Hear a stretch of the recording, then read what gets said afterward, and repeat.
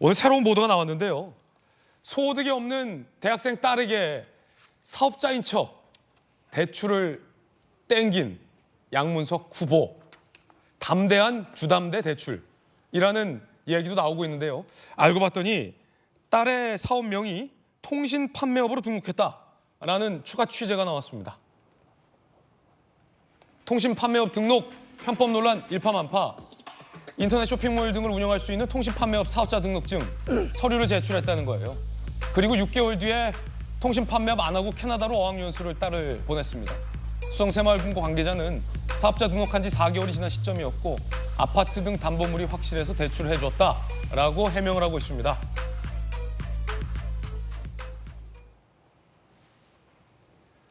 여선웅 행정관님, 문재인 정부 당시에 행정관이셨잖아요. 청와대 행정관. 네.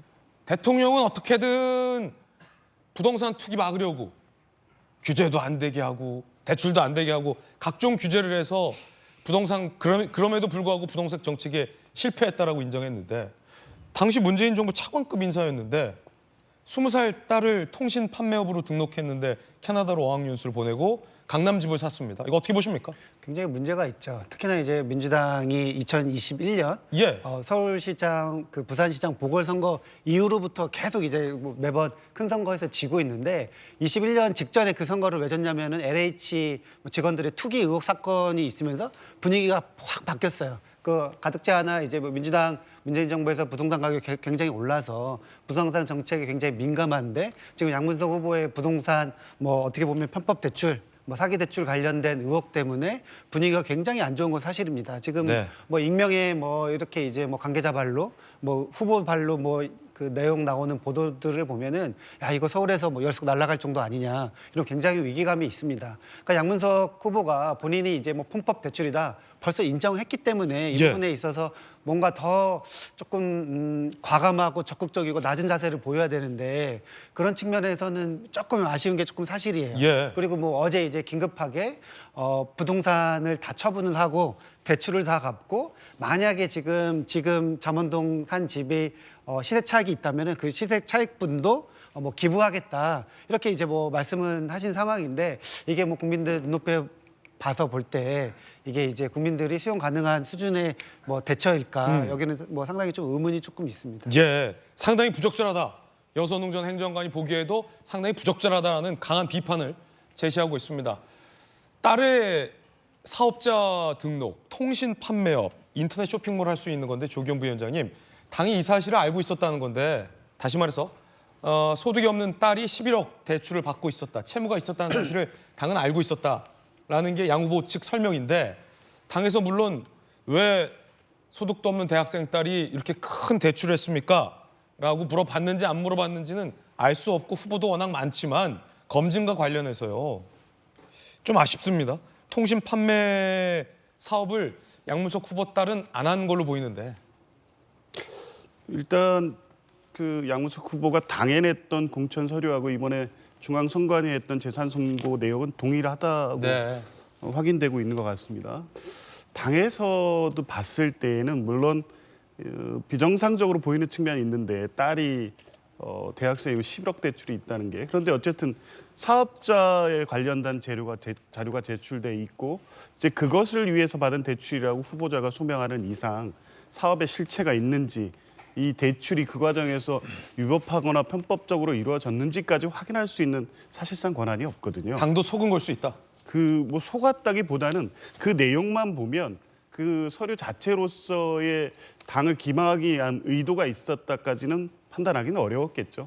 그 세종시의 그 후보처럼 아예 작정하고 이 당을 속일 목적으로 공천 서류를 제출하는 사례하고는 좀 다르게 본 겁니다. 네. 당시 실제 이 254개 지역구의 모든 후보들이 낸 자료들을 상당히 정밀하게 보기는 하는데 이렇게 서류적으로 이 완비가 돼 있고 그것에 대해서 후보가 소명이 명확하게 되는 이상은 그 자체만으로는 이게 서류 자체가 위법돼 있고 당을 속이기 위한 목적으로 일부 서류를 위조하거나 그 사실이 아닌 서류를 제출했다 이렇게 보기는 어려우니까요. 그 과정에서 공천 과정에서 검증 실패가 있다 이렇게까지 해석하기는 어렵다고 봅니다. 그렇군요. 민주당 비명계 일각에서는 비명계인 전해철 의원에게 공천을 주지 않기 위해 친명계인 양문석 후보의 검증을 사실상 느슨하게 혹은 부실하게 한 건 아니냐라는 의혹의 목소리도 나오고 있는 상황입니다. 통신 판매업 등록 편법이죠. 박성규 차관님, 네. 20대 대학생 딸인데 통신 판매업 등록, 그러니까 인터넷 네. 쇼핑몰을 하는 것. 금융기관 입장에서는 20대 청년들이 인터넷 쇼핑몰도 왕왕하니까 네, 네. 어찌 보면 새마을금고도 속은 걸 수 있을 텐데 양 후보 본인은 알잖아요. 이게 편법인지 사기인지에 대해서 양 후보는 민감하게 구분하고 싶겠으나 양 후보 본인은 그때도 알았을 거 아닙니까? 내 딸이 이걸 사업하지 않는데 내 딸은 인터넷 쇼핑몰을 하지 않고 캐나다 어학연수가 하는데 집 사기 위해서 은행도 속이고 있다는 걸 문재인 정부 차관급 인사인 적어도 양 후보는 알지 않았을까요? 알았죠. 그리고 우리 상식적으로 생각을 해보세요. 저 딸이 제안했겠어요, 저거를? 아빠 이렇게 하면 된다는데 나 저 대출 좀 받게 해줘 이랬겠어요? 아니죠. 딸이 대학생 딸 그렇게까지 머리 쓴다 그러면 뭐 정말 사업에 천재적인 딸인데 그리고 유학 바로 가지 않았겠죠. 아버지가 얘기를 했고 아버지가 자신의 목적을 위해서 가족들을 위해 한다고 딸을 이렇게 하면 된다 하더라 하고 설득을 했겠죠. 그리고 지금 사업자 등록증이 4개월 전에 됐다는 거 아니에요. 4개월 전이면은 한참 이자 이율이 굉장히 높은 대부 업체에서 돈을 끌어 쓰고 있을 때란 말이에요. 예. 그러니까는 그런 방법에 대해서 미리 연구하고 준비해서 4개월 뒤에 지금 대출을 받은 것이고 또 마을금고 입장에서 새마을금고 입장에서 보면은 대출 신청한 딸내미가 이 딸내미 뒤에 아버지 차관급 아버지 있다는 것도 당연히 알겠죠. 예. 아마도 서류 심사도 아버지가 가서 받았을지도 모르겠고 그것까지는 뭐 제가 자신이 없습니다만 그러니까 이 관계들은 다 그냥 딸이 순수하게 자연적으로 이루어진 행사가 일이 아니라 모든 것이 주도 면밀하게 계획이 됐고 계획이 된 상태에서 이루어진 것이죠. 그거를 양문석 후보 본인은 편법이라고 얘기했고 우리처럼 상식을 가진 사람들이 볼 때는 이거는 편법이 아니라 불법이고 사기인 것이죠. 그렇기 때문에 지금 국민들도 분노하고 있는 것 아니겠어요? 예. 그래요. 아파트를 팔아서 대출금을 갚겠다. 갚는다고 뭐 지난 잘못이 사라지는 것 아니죠. 그런데 이 의미는 무슨 얘기가 갚겠다는 거는 나 후보 사퇴는 하지 않겠다는 얘기거든요. 후보 사퇴는 하지 않겠다는 그렇죠. 뜻이다. 예.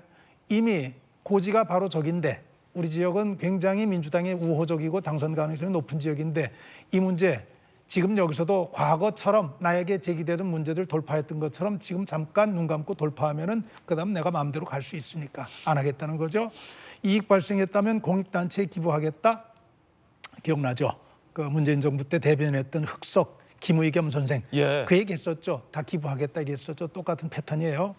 그런데 어쨌거나 검찰 고발이 어제 이루어졌기 때문에 검찰 고발로 이 모든 것들에 대한 진상은 좀 밝혀지게 됐고 제가 좀 안타깝게 생각하는 것은 아무것도 모르는 대학생 딸이 자칫 잘못하면 아버지 때문에 사법 처리를 받을 수밖에 없는 상황에 놓이게 됐죠. 딸이라고 예우가 되지 않겠죠. 예. 아버지의 욕심에 딸이 희생되는 경우가 생긴 겁니다. 그런데도 이런 상황인데도 당에서는 개입을 안 하고 개인이 해명할 사안이라고 꾸준하게 지금 얘기를 하고 있어요. 이게 어떻게 개인이 해명할 사안입니까? 당이 공식적인 절차를 거쳐서 공식적으로 검증을 해서 우리 당의 대표 선수를 내놓습니다. 유권자 여러분 판단해 주십시오 하고 내놨는데 검증이 잘못된 거죠. 대학생 딸이 11억을 대출을 받았다고 서류에 기록돼 있는데 거기에 대해 따져 묻지 않았다면 검증은 도대체 뭘 검증을 한 거예요? 그건 검증의 책임 당연히 물어야 되는 사안이죠. 그런데도 당이 이렇게 나가는 것은 사과를 하기보다 개인에게 맡기고 하는 것은 이거는 오만의 극치라고 얘기할 수밖에 없을 겁니다. 아마도 당에서는 지금 유리한 국면이기 때문에 이 문제 자체가 전국적으로 미치는 영향이 일반적으로 여론이 얘기하는 것처럼 언론이 얘기하는 것처럼 그렇게 강하지 않을 것이다. 예. 미미할 것이다. 그렇게 분석하고 있는지 모르겠어요. 한편으로는 이런 얘기도 흘러나오더라고요. 심지어는 그래도 양문석은 여기서 이기게 돼 있다. 우리가 눈 딱 감고 며칠만 버티면은 이 문제 자연스럽게 해결이 된다. 이런 얘기도 흘러나오고 있더라고요. 그래서 저는 이렇게 좀 묻고 싶어요. 국민이 그렇게 우습습니까? 민주당 관계자 여러분께 묻고 싶어요. 국민의 눈높이, 국민의 마음 얘기하는데 국민이 그렇게 우스운가요? 어제 이재명 대표 인천에 가서 그 얘기했더라고요. 한 사람에게 한 번은 속을 수 있다. 그런데 그 사람에게 2번 속고 3번 속고 이렇게 계속 속는 것은 그거는 그 범죄를 저지른 사람의 공범이 되는 것이다. 이 얘기를 했더라고요. 그러면은 이 경우에 양문석 후보에게 계속적으로 속고 있고 한 이재명 대표, 민주당은 양문석 범죄, 이번에 사기라고까지 지금 얘기되는 이 현상에 공범으로 역할하기를 자처하고 계신 것인가? 그 얘기를 꼭 좀 한번 묻고 싶습니다. 예.